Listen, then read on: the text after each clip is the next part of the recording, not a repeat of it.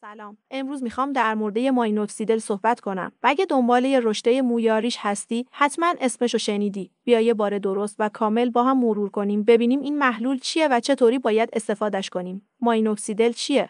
ماینوکسیدل یه محلول یا کف موضعی که میزنن روی پوست. اوایل واسه فشار خون استفاده میشد ولی بعداً فهمیدن باعث رشته مو هم میشه. و الان یکی از داروهای معروفه تقویت موی که بدون یه نسخه هم میتونی بخریش. چطوری اثر میذاره؟ مانوکسیدل باعث میشه رگای خونی زیره پوست باز بشن. جریانه خونی بیشتری به فولیکولای مو میرسه. همین باعث میشه ریشه‌های خوابیده فعال بشن و مو دوباره رشد کنه. چند مدل داره. مانوکسیدل 2% داره. 2% برای خانم‌ها، 5% برای آقایون یا خانم‌هایی که با احتیاط استفاده میکنن. و از نظر فرم هم 2 مدل مایع. کف فرم جذبش سریع‌تره و پوستو کمتر تحریک میکنه. کجا استفاده میشه؟ واسه ریزشه موی ارسی روی سر، برای پر کردن ریش، برای تقویت ابرو غیر رسمی و با احتیاط، و بعد از کاشت مو برای قوی تر شدن موها. نحوه مصرفش چطوره؟ 1. پوست باید تمیز و خشک باشه. روزی 2 بار استفاده میکنی، صبح و شب. 3. 1 میل از محلول یا نصفه دربه فومو برمیداری. 4. پخش میکنی روی ناحیه مورد نظر. 5. ناحیه نباید تا 4 ساعت شسته بشه. 6. بعد از مصرف دستتو بشور. و عوارضش چیه؟ و خشکی، خارش یا پوسته شدن پوست. ریزشه اولیه مو توی هفته‌های اول طبیعیه. رشته موهای زائد توی صورت یا پیشونی. بر موارد نادر را سردرد یا تپش قلب. و اگه عوارض زیاد یا شدید بود بهتره قطعش کنی و با پزشک صحبت کنی. چند وقت طول میکشه جواب بده.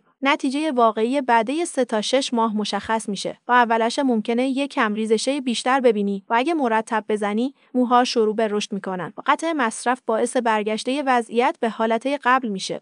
چند نکته مهم: فقط روی پوسته سالم بزن و اگه برای ریش استفاده میکنی مراقب باش وارد چشم یا دهن نشه. باید صبور باشی و منظم بزنی. اینم توضیح کامل و دقیق در مورد ماینوکسیدل. اگه قصد استفاده داری بدون که نیاز به زمان و نظم داره. نتیجهش قابل قبوله به شرطی که درست و مداوم استفاده